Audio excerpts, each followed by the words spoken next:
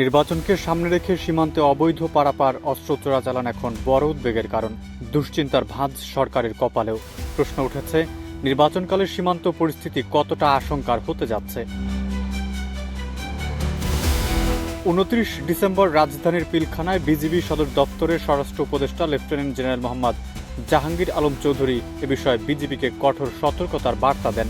চোরা কারবারিতে সহায়তাকারী কর্মকর্তা কর্মচারীদের বিরুদ্ধে কঠোর আইনি ব্যবস্থা গ্রহণেরও নির্দেশ দেন তিনি। পুলিশ সদর দপ্তরের একটি সূত্র জানিয়েছে, নির্বাচনের আগে গুপ্ত হত্যা ও সহিংসতায় জড়িয়ে কেউ কেউ দেশ ত্যাগের চেষ্টা করতে পারে, মিলেছে এমন গোয়েন্দা তথ্য। পাশাপাশি অবৈধ অস্ত্র চোরাচালান বা জাল টাকার কারবারিরা সীমান্তকে কেন্দ্র করে সক্রিয় হয়ে উঠেছে এমন খবরও আসছে।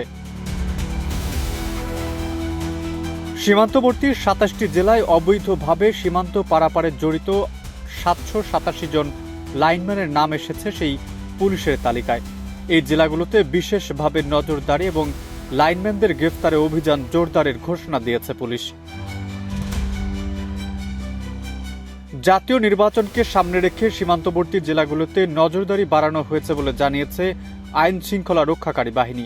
রাতে টহল, সন্দেহভাজনদের গতিবিধি পর্যবেক্ষণ ও সীমান্তরক্ষী বাহিনীর সঙ্গে সমন্বিত অভিযান চলছে। ফলে সীমান্তে অবৈধ পারাপার কিছুটা কমলেও পুরোপুরি বন্ধ হয়নি বলে জানিয়েছে সংশ্লিষ্ট সূত্র। সুষ্ঠু নির্বাচন নিশ্চিত করতে ভোটকেন্দ্রের নিরাপত্তার পাশাপাশি সীমান্ত নিয়ন্ত্রণ অত্যন্ত জরুরি বলে মনে করছেন বিশ্লেষকরা।